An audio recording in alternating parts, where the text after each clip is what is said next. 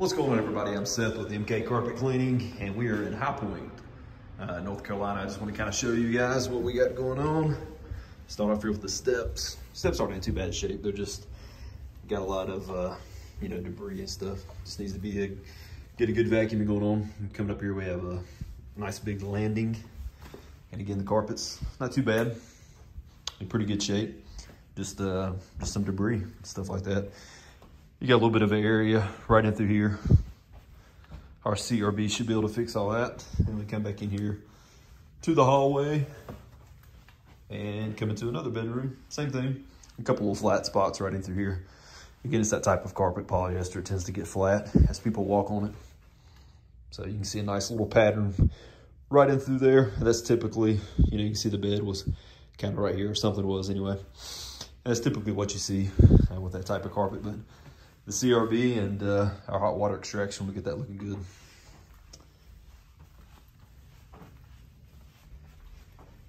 Coming here, bedroom number 2.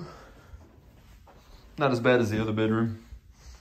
Again, you can see a little pattern right through there.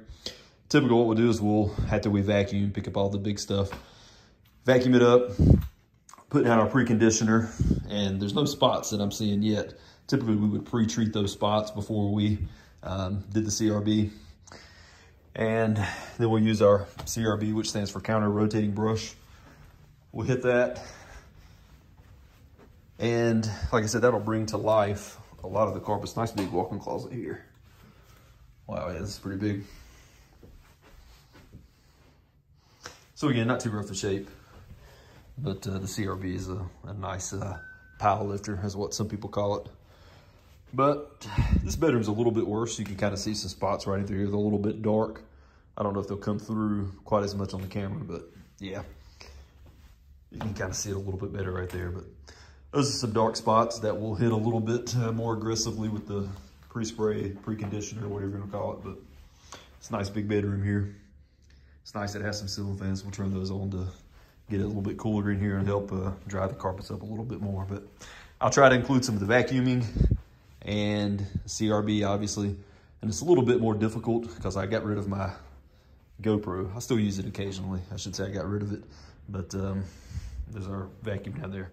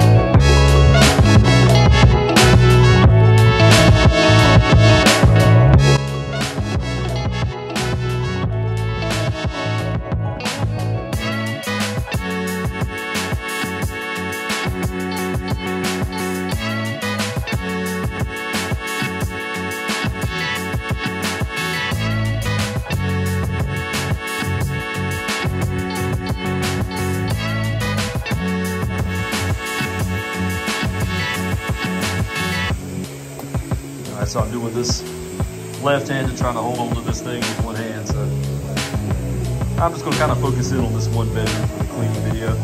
That's what I like here. It's pretty dirty. But when I get done, I'll try and remember to do the whole video of the whole house. I'm showing that. After we get done pre-spraying, applying a preconditioner, whatever you call it, we will then again take the CRB, hit the carpet. We'll probably hit most of this room, so I'll try to show that on video. But typically we'll only hit the heavy traffic areas. If the rest of the carpet needs it, then obviously we will hit it too. But anyway, stay tuned for it.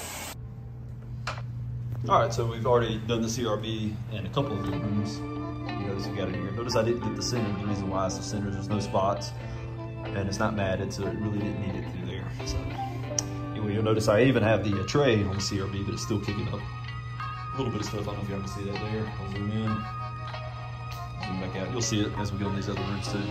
So got the hallway, got a majority of it in here. Like I said, I didn't get the whole area. I mean, there's a couple spots that I didn't get, and the reason why is because you can tell that's places where they've had furniture and stuff. Same thing with the center through here. Now, you can use the CRB, obviously, to get the whole carpet. And sometimes we do. It just depends on the condition of the carpet. If there's any odor in the carpet, there wasn't any odor in here, so we didn't feel any need to. So, and you can get the CRB with the stairs. You're not gonna see me do that because it's too hard, too difficult to do. But I'm gonna show you in here, some of this room we're gonna hit with the CRB. And see right there, just kicked it out. But typically, this is the way I like to use the CRB. I'm gonna switch hands here, so I like to take it with my right hand and go to the right side, because you'll notice the right side of the brushes, just had to take my workboard, actually, you can see it. The right side of the brushes get a lot closer to the wall than the left, so you're not gonna get 100% against the wall, but you'll get pretty daggone close. My other hand's not doing a good job of recording. Got a lot of paint around this one. Is that pretty good? And right here is a nice little spot. Get that with the CRB a couple times. Just kind of let it sit on there. Just really gonna agitate it quite a bit. And I'm gonna go get this spot too. Right there, so I missed it.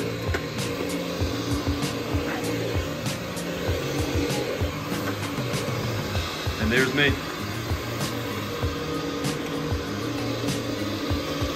Switch it back to my left hand. And I'm just gonna film me getting this area right through here, because this is the dirtiest part. And also what I like doing that way is I don't have to worry about banking all the way against the wall, having my brushes hit the wall. I mean, it's not gonna cause a lot of damage or anything. It's just the brushes hitting it. But it could, if there is some dirt on your brushes, it could leave a mark. You gotta just have to wipe it off, that's all. All right, I'm gonna quit talking so you can, some of y'all like enjoying the sound of the CRB.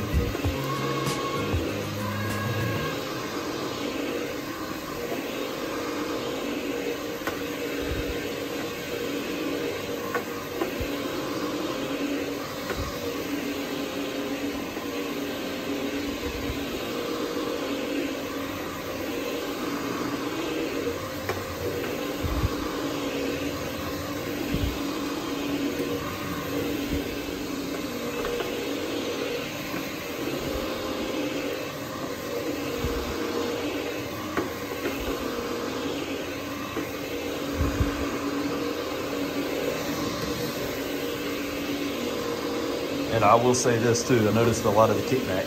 It's funny, I had a guy not too long ago make a comment on the channel about the fact that we're not using a good vacuum, or we didn't do a good pre-vac, or something to that effect, because there's a lot of kickback. And I can't remember if I responded to the guy or not. I try not to respond to any negative comments. I'll usually try to respond to people if they ask a sincere question, even if it is negative, as long as I say, you know, they're asking because they legitimately want to know. I'll try to answer their questions, but you could tell this guy didn't know what he was talking about. And he was obviously a cleaner because for making a comment like that. But it's a couple things. One, it's always funny that these people who make those comments don't have any type of a page where you can actually see their name and who they are. They just like to come in and make negative comments on other people's pages, but they want to remain anonymous, which, you know, I think I'll make a rule not to respond to anybody who's anonymous if it's a, you know, a negative comment. That's a good rule to follow, I think. But anyway, I told this guy, like I said, I'm pretty sure I said this to him, I can't remember. But I basically pointed out the fact that he's probably never owned a CRB before, because I'm going to show you real quick. If you've never seen the CRB brushes, you can just see how thick they are. The carpet cleaning brushes are nowhere near that thick. I have to look at the dimensions to give you an exact measurement, but I'm guessing 3 times or maybe even 4 times the size of a vacuum cleaner brush. So they're going to pick up. They're going to go a lot deeper than a vacuum. And they're also going to pick up a lot more stuff. They're going to pick up a lot of hair. We vacuumed before with some of the best vacuum cleaners out there. Like I said, we've had some of the $400 or $500 vacuum cleaners. And don't get me wrong, they do a good job. They reason why I say we typically stick with the Shark is the Shark lasts just as long and gives us the least amount of trouble. And it's a lot easier to replace a vacuum cleaner that's $200 versus a vacuum cleaner that's $400 or $500. Again, that's just my opinion. I'm sure there are people out there who don't use anything but the $500 or $600 vacuum cleaners. That's their opinion too. But that's just my experience that we've had before.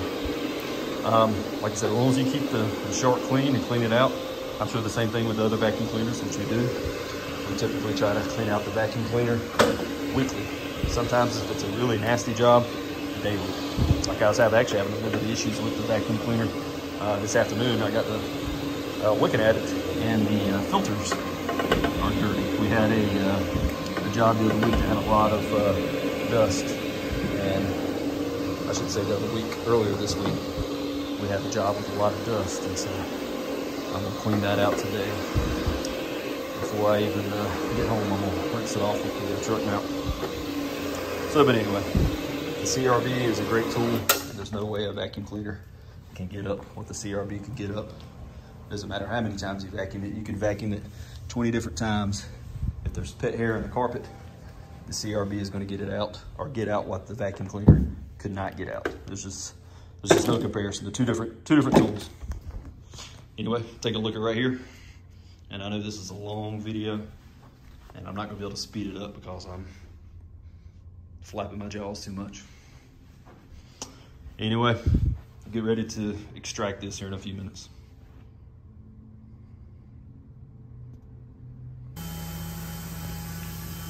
All right, so I'm about to show you some cleaning with the wand, but I just wanted to point out again, just look at all the stuff the CRB pulled up. This is after we did a thorough vacuuming, just so you know.